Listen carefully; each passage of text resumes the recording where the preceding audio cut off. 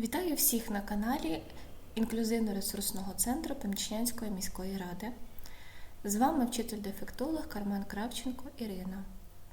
Сьогодні ми будемо з вами говорити про такий термін, як ехолалія, чому повторюються слова та звуки. Ехолалія – термін, який використовується для того, щоб описати ситуацію, коли дитина, повторюючи і імітує мову іншої людини або слова і звуки з інших джерел, наприклад, з відео, пісні або попередньої розмови. Іноді ехолалію помилково називають безцільним повторенням, проте насправді у неї завжди є мета і потрібно лише зрозуміти, в чому вона полягає. Діти у віці 1-2 років мають багато і часто повторювати за оточуючими. Це частина процесу навчання. Однак до 2 років вони також повинні починати говорити самостійно. Діти можуть продовжувати повторювати за вами і використовувати ехолалії, коли їм задають складне питання або дають інструкції. Але також вони повинні багато говорити самостійно. До 3 років ехолалія повинна з'являтися лише зрідка. Однак деякі діти не переростають ехолалії. Вони продовжують в основному повторювати слова інших людей і вкрай рідко говорять щось самостійно. Багато дітей зовсім нічого не говорять, крім рядків з мультфільмів або телепередач, які дивилися раніше. Така форма ехолалії говорить про те, що розвиток мовлення у дитини порушено і з якихось причин їй важко вчитися говорити. Відстрочена ехолалія, коли йде, наприклад, цитування фільмів і передач, характерна для мовлення багатьох дітей, але ситуація, коли дитина спілкується переважно з допомогою цитат, може стати проблемою. Ваш малюк може цитувати фільми і мультики, відіграючи сподобані епізоди. Це нормально. Однак, якщо він застряг на одному епізоді і без кінця повторює одну і ту ж фразу, це проблема. Існує 2 види ехолалії. Негайна – це повторення тільки що почутого, і відстрочена – повторення того, що було почуто якийсь час тому. Функції кожного виду ехолалії можуть бути різні і вони часто перетинаються. Давайте розглянемо 2 основні функції ехолалії. Це спілкування та саморегуляція. Спілкування для підтримання розмови, обдумування відповідей, уточнення значення слів, ігри і веселощів. Саморегуляція для того, щоб спланувати власні дії, привести себе в спокійний стан, отримувати задоволення від вимовних звуків і слів. Давайте розглянемо детальніше. Чому виникає ехолалія? Діти використовують ехолалії, щоб заповнити паузу. Вони починають розуміти, що розмова складається з обміну фразами. Їм хочеться брати участь у бесіді, але вони не розуміють, як це робиться. Діти відчувають, що зараз їхня черга щось сказати, але не знають, що. У такій ситуації вони можуть просто заповнювати паузи словами. Деякі діти вміють говорити «ні», але не так. Можливо, вони просто частіше чують заборону, ніж згоду. Або діти поки не вміють висловлювати згоду і можуть говорити «ти хочеш пити?» в якості заміни «так». Діти набувають здатності повторювати складні і довгі комбінації звуків, але ще не вміють виокремлювати складові частини мови та їх зміст. Наприклад, дитина говорить «сідай за стіл» замість «обід», бо так їй говорять перед обідом. Дитина може використовувати ехолалії для того, щоб заспокоїтися. Вона допомагає їм відчути себе захищеними у світі, який здається непередбачуваним і заплутаним. Повторення добре знайомих слів може допомогти, коли дитина налякана або переживає за щось. Так, ніби вона встановлює порядок серед хаосу і заспокоює себе. Ехолалія може бути видом стимінгу, тобто самостимулюючої поведінки. До стимінгу відносяться будь-які дії, які діти повторюють знову і знову, щоб заспокоїти або стимулювати свою нервову систему. Те ж саме можна сказати і про ехолалії.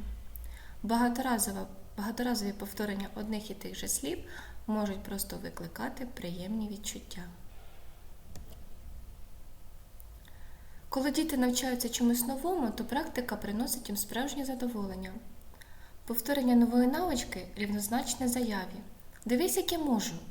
Мої губи можуть видавати всі ці звуки. Чому б не повторити те ж саме разів 100, поки не стане ідеально? Давайте визнаємо, що деякі слова дійсно смішно звучать. Зазвичай дітям подобається звук власного голосу і їх може зачарувати мова. Уявіть, що хтось звертається до вас іноземною мовою. Ви начебто розумієте, що це певна мова, але звуки зливаються. Вам важко виокремити слова і визначити їх значення. Саме так почуває себе дитина, яка тільки-тільки починає розуміти усне мовлення. Воно потребує додаткового часу, щоб розібратися, що ж було сказано, і для цього може повторювати чужу мову, намагаючись розшифрувати її значення. Іноді ситуація може діяти як підказка для сценарію в пам'яті. Може бути, кожен раз, коли ви були в супермаркеті, там грали одну і ту ж рекламну пісню. І ваш син або донька починає повторювати її, коли бачить візок для покупки. Дитина може пережити досвід, який занадто важко висловити словами, особливо якщо він стосується почуттів і настроїв. Діти можуть ділитися своїми переживаннями з допомогою готових сценаріїв. Для цього вони можуть повторювати частини інших розмов. Важливо пам'ятати, що ехололія часто є основним інструментом для самовираження дитини, що має мовні проблеми, і виконує багато корисних функцій. Від самозаспокоєння і зняття тривожності до спроби вибудувати діалог і висловити свої емоції. Як спілкуватися з дитиною, яка має ехололію? Не переривати повторювані слова або фрази, а постаратися зрозуміти, що саме дитина намагається повідомити цим повторенням, навіть якщо здається, що вони не мають сенсу. Не можна ігнорувати інтонації повторюваних слів, міміку дитини. Все це дозволить налагодити повноцінний контакт між вами.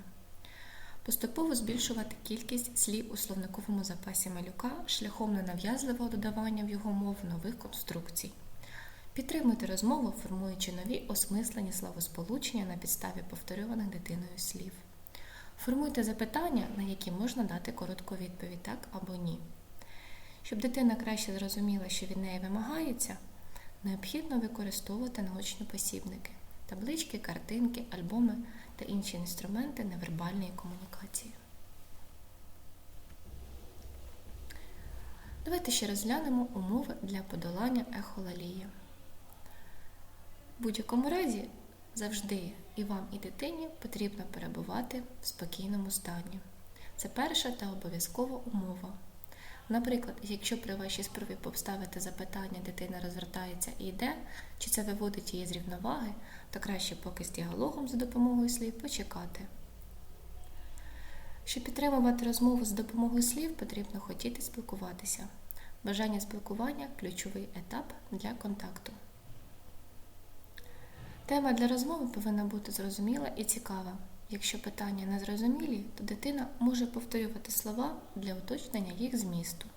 Тому потрібно обов'язково переконатися в тому, що дитина розуміє вас. Інакше зі збільшенням кількості питань буде збільшуватися смислове навантаження і продовжувати спілкування буде дуже складно. Зважаючи на те, що ехололія не є самостійним захворюванням, а лише симптомом більш складної патології, усунення її проявів потребує комплексного лікування, якому має передувати відповідна діагностика. Систематичні корекційні заняття зі спеціалістами, логопедом та дефектологом допоможуть вам скоригувати стан ехололії, поступово розширити словниковий запас дитини, навчити її грамотно будувати свої висловлювання, вести діалог і спілкуватися з оточуючими. Сподіваюся, що інформація була для вас цікавою та корисною. Дякую вам за увагу!